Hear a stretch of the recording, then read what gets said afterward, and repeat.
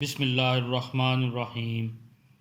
اللہ کے نام سے شروع کرتا ہوں جو بڑا مہربان نہایت رحم کرنے والا ہے۔ سورہ بقرہ آیت نمبر 43۔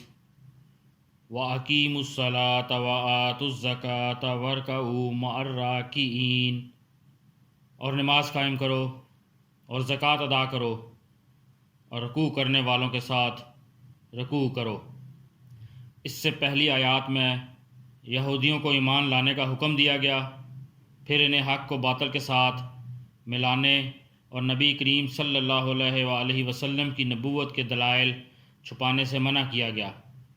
اب ان کے سامنے وہ شرعی احکام بیان کیے جا رہے ہیں جو ایمان قبول کرنے کے بعد ان پر لازم ہیں۔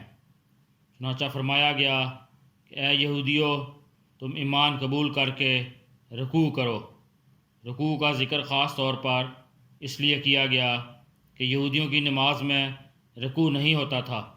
مسلمانوں کی طرح 5 نمازیں ان کے حقوق اور شرائط کے ساتھ ادا کرو، اور جس طرح مسلمان اپنے مالوں کی زکوٰۃ ادا کرتے ہیں اسی طرح تم بھی اپنے مالوں کی زکوٰۃ دو، اور میرے حبیب صلی اللہ علیہ وآلہ وسلم اور ان کے صحابہ کے ساتھ با جماعت نماز ادا کرو۔